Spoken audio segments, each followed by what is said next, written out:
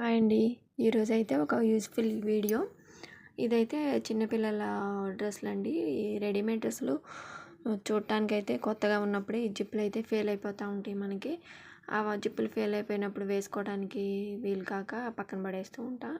కానీ ఇలాంటి ఫ్రాక్స్ కూడా మనం విడిగా రెడీమేడ్గా జిప్ అయితే తెచ్చుకొని మళ్ళీ స్టిచ్ చేయించుకొని వేసుకోవచ్చండి. ఈ గౌన్ అయితే చూడటానికి బాగానే ఉంది.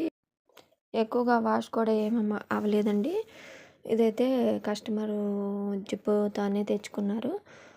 దీన్ని మామూలుగా ఫెయిల్ అయిపోయిన జిప్పును ఇలా మనం వాళ్ళు దూరం కుట్టే వేస్తారు కాబట్టి ఈజీగానే వచ్చేస్తుంది కుట్టు పీకేస్తే. వీడియోలో చూపిస్తున్న విధంగా అయితే జిప్పుని ఓపెన్ చేసి మనం ఇలా వన్ సైడ్ ఒక పార్ట్ కింద పెట్టి కుట్టాలండి.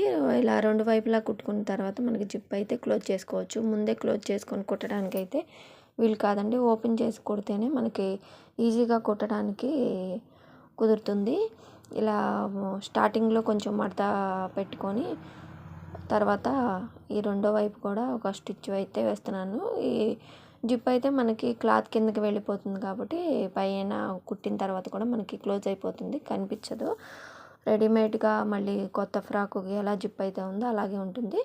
ఈ జిప్పు పొడవు అయితే ఎక్కువగా ఉంటుంది కాబట్టి మనకి ఎంత కావాలో అంత ఉంచుకొని మిగతాదైతే కట్ చేసేసుకోవచ్చు. ఇలా ఈ జిప్పుని కింద ఫ్రిల్స్ ఉంటాయి కదా, గౌన్ ఫ్రిల్స్ ఏవైతే ఉన్నాయో ఆ ఫ్రిల్స్ ఖర్చులోకి మనం కలిపేసుకొని ఒక కుట్టు అయితే వేసుకుంటే సరిపోతుంది. ఈ జిప్ అయితే క్లోజ్ అయిపోతుంది. మరి ఈ జిప్పు కుట్టడం అయితే మీకు అర్థమయ్యే ఉంటుంది అనుకుంటున్నాను. మరి వీడియో నచ్చినట్టయితే లైక్ చేసి సబ్స్క్రైబ్